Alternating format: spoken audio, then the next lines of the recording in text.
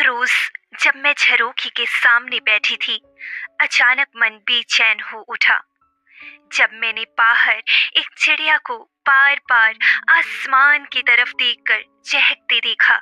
उसकी उस चहचहाहट में एक रुदन सा स्वर था, मानो वो अपने जोड़े की प्रतीक्षा वर्षों से कर रही हो और अपने जोड़े के लिए गीत गाकर उसे बुला रही हो। मैं उठकर अपने बारामदे में दबे पाँव गई कि कहीं मेरी आहट से वो उड़ न जाए, पर शायद वो आसमान की तरफ देखने में खो सी गई थी। उसे मेरे समीप जाने से भी कोई फर्क नहीं पड़ा, पर जब मैं उसके बहुत करीब गई तो देखकर मेरी आंखों से खुद ब खुद अश्रुधारा बहने लगे, क्योंकि सामने उसका साथी अधमरा होकर गिर पड़ा था। शायद उसे इस कड़कड़ाती गर्मी में पानी की एक बूंद भी नहीं मिली, जिससे उसकी ऐसी हालत हुई थी। चिड़िया बार बार इस उम्मीद से आसमान की ओर देख रही थी कि शायद बारिश हो जाए और उसका साथी बच जाए। अभी मैं ये सोच ही रही थी कि चिड़िया फिर से रुदन स्वर में चहचहाने लगी और मैं बारामदे की तरफ उल्टे पांव भागी। वहां एक जग में पानी रखा हुआ था। उसे लेकर वापस उसी तेजी से चिड़िया के पास आ गई और फिर कुछ बूंदे मैंने चिड़े पर छिड़की और फिर उसे हाथ में उठाकर अपने दूसरे हाथ के अंचल से उससे पानी पिलाया। यकीनन अगर पक्षियों को हमारी जुबान आती तो आज वो चिड़िया मुझे बहुत कुछ कह पाती, पर ऐसा कुछ तो नहीं। पर ये जरूर हुआ कि वो मेरी हथेली पर आकर बैठ गई और मानो कह रही हो कि एक बार तुमसे गले लग पाती।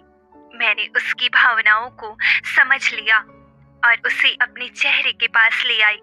हाय, मैं कैसे बताऊं कि वो पल कितना सुंदर था जब उसने अपने छोटे से चेहरे को मेरे गालों पर इतने प्यार से सहलाए, मानो आज सारा प्रेम वो मुझ पर उड़ेल देना चाहती हो। और अब चिड़ा भी कुछ ठीक सा दिख रहा था।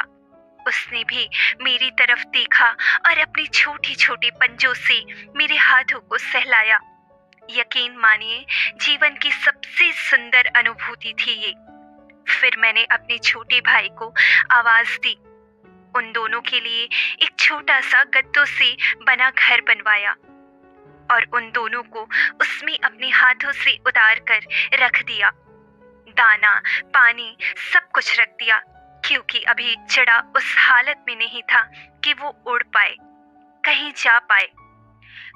जब कुछ 2-4 रोज बीत गए, उसके बाद वो दोनों उड़ गए, पर हर रोज शाम को आकर मेरे बारामदे में बहुत देर तक चहचहाते हैं, मानो वो गा गा कर अपनी भाषा में धन्यवाद कर रहे हों। मैंने उसके बाद सदा गर्मी में अपनी छतों पर बारामदे में पक्षियों के लिए पानी और दाना अवश्य रखा है। और आप सभी से भी निवेदन करती हूँ कि गर्मियों में आप अपने छतों पर, बारामदे में, अपने घर के बाहर गलियों में उनके लिए पानी एवं दाना जरूर रखें। हमारी तरह उन्हें भी इन सब की जरूरत है। धन्यवाद।